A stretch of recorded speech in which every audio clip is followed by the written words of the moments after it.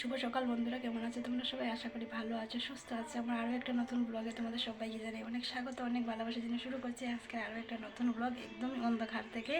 আর এখন হচ্ছে গড়িত সময় সকাল 7:30 বাজছে। এত কুয়াশা, ঘুম থেকে উঠেই দেখি মানে কিছু দেখা যাচ্ছে না। এখনও পর্যন্ত কিন্তু আমি স্নানও করিনি, আর স্নান করবো না, এখন অল্প পরে করবো। সকালে উঠে কোনো কাজও করিনি, কেন জানো?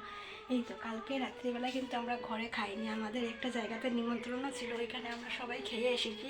তো রান্নাবাড়া করিনি, সকালে উঠে কোনো কাজও ছিল না। মানে রান্নাবাড়া থাকলে পরে দেখবে তোমরা অনেক কাজ বের হয়েছে, রান্নাবাড়া না করলে কোনো কাজই থাকে না। সকালে উঠে শুধু ঘরটাকে ঝাড় দিয়েছি, ঘরটাকে মুছেছি, এইটুকুনো কাজ করেছি। আর লাউ কেটে রেখেছি, লাউ কেটে রেখে না অল্প পরপর দেখছি এসে মাছলা আসছে কিনা। মানে মাছ পাচ্ছি না খুঁজে, কয়েকটা দিন থেকে মাছ পাচ্ছি না খুঁজে, এখনও পর্যন্ত আসেনি। কী করা যায় দেখি, যদি মাছ পাওয়া যায় মাছ দিয়ে বানাবো, না হলে নিরামিষ করে নেবো, যেহেতু কেটে নিয়েছি আমি। আর এই যে দেখো হাতে নিয়ে নিয়েছি হচ্ছে স্ট্রবেরি। এই স্ট্রবেরিগুলো একদমই পচে গেছে, এই যে দেখো একদম নষ্ট হয়ে গিয়েছে। প্রীত কিন্তু এখনও ঘুমাচ্ছে, যদি প্রীতে দেখতো এগুলো আমি হাতে নিয়ে নিয়েছি কান্নাকাটি শুরু হয়ে যেত। আমি যাবো এখন হচ্ছে উপরে গিয়ে এগুলিকে লাগাবো, দেখি যদি হয় তো হলো, না হলে না হলো। এই যে প্রীতে বায়না করছিল লাগানোর জন্যে, তো তাই আর কি ভাবছি একটা লাগিয়ে দেখবো। আর তোমাদের দাদাভাই কিন্তু উঠে গিয়েছে, উঠে জানি না কোথায় চলে গেছে। আর বাইরের কুয়াশাটা একটু তোমাদেরকে দেখাচ্ছি, দেখো এত কুয়াশা। তো এই যে দেখো অনেক কুয়াশা পড়েছে। আর এইদিকে তোমার দাদাভাই আসছে, বাজারে গিয়েছিল, ওকে বলেছিলাম যদি মাছ পাও তাহলে মাছ নিয়ে আসবে, মাছ পাইনি। মাছালা কাকু আজকে জানো নি এইদিকে।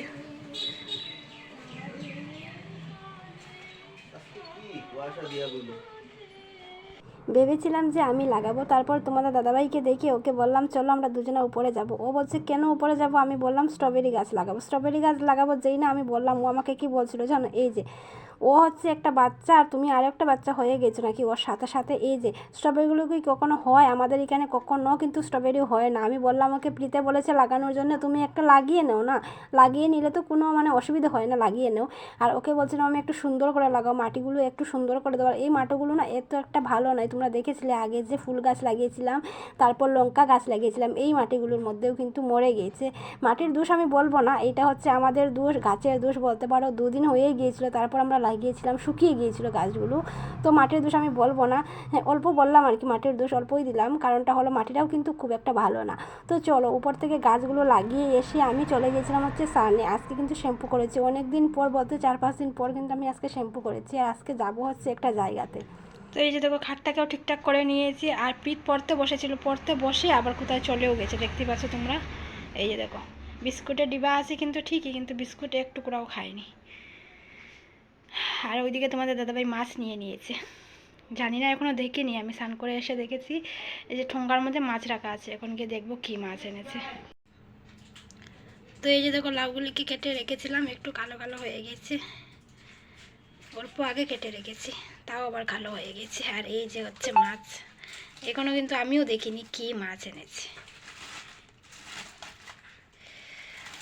দুদিন থেকে মাছ পাওয়া যাচ্ছে না, তার জন্যই তোমাদের দাদাভাইকে বললাম যা মাছ পাও না কেন তাই নিয়ে আসবে।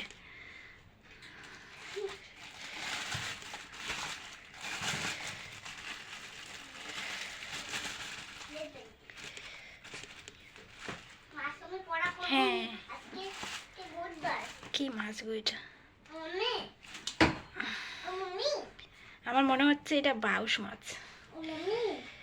তো চলো এগুলোকে এখন ধুইতে হবে, ধুইয়ে তারপর রান্না করতে হবে। হ্যাঁ তো এই যে দেখো রান্নাটা বসিয়ে দিয়েছি। এই যে দেখো লাউয়ের জল ছেড়ে দিয়েছে, শুধু লঙ্কা দিয়েছি আর নুন দিয়েছি, এখনও কিছু দেয়নি, অল্প করে দেবো। আর এইদিকে মাছের মোটাগুলোকে ভাজা করে দিচ্ছি।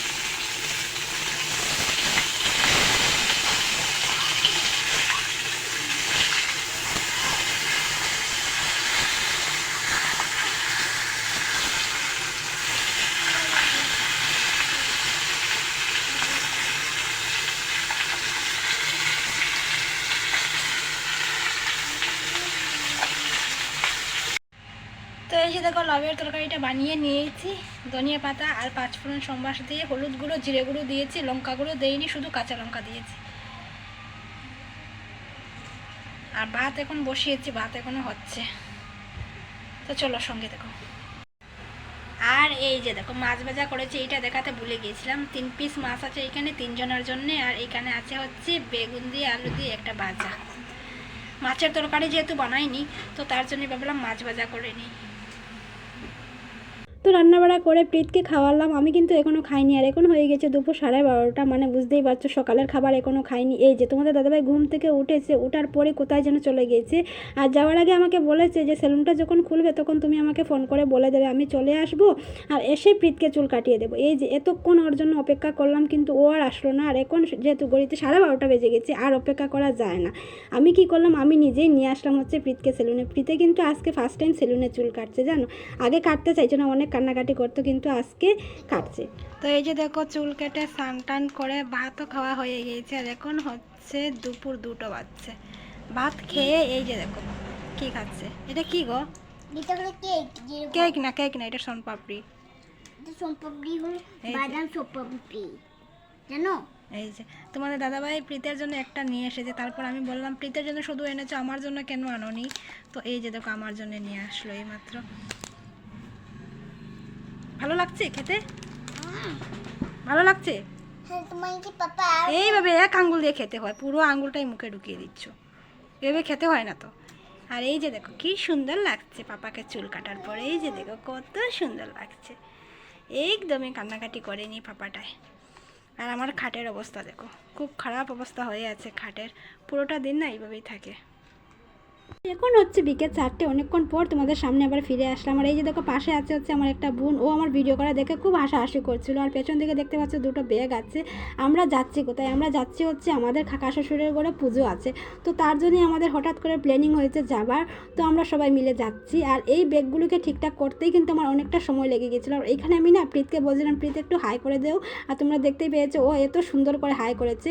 তো ওনাদের ঘরের সামনেই কিন্তু আমরা এসে গেছি। আসার আগে আমি তোমাদের দাদাভাইকে বললাম তুমি যাও, আমি থ্রেডিং করে আসি। যখনই হচ্ছে ওনাদের ঘরে আসি তখনই কিন্তু আমি থ্রেডিং করে যাই এই পার্লারে। এত সুন্দর থ্রেডিং করেন, মানে কি বলবো তোমাদের গাইস, কোনো কমেন্ট থাকে না বলতে পারো। তো চলে এসেছি আমরা পুজোতে। দেখতে পাচ্ছ আজকে কিন্তু অধিবাস, কালকে হচ্ছে পুজো। তো আজকে অধিবাসের জন্য গান গাওয়া হচ্ছে। আর তোমাদের দাদাভাইকে দেখো, ও কিন্তু এই জিনিসগুলো খুব ভালো জানে। এখানে কিন্তু আমাকেও ডাকাডাকি হচ্ছিল দামাইল দেওয়ার জন্য, কিন্তু কি বলো তো, অনেক জোর করার পরও কিন্তু আমি যাইনি, আমি পারি না। ওনারা বলছিলেন আসো আসো, এমনিতেই পারবে এমনিতেই পারবে, কিন্তু আমি যাইনি। জানি না আমার কেমন যেন একটা লাগছিল গো। আমার দেখতে ভালো লাগে, শুনতে ভালো লাগে, কিন্তু এই যে গিয়ে দামাইল দেবো সেই জিনিসটা আমার জানি না কেন ভালোও লাগে না, আর আমি করতেও পারি না। তো আজকের জন্য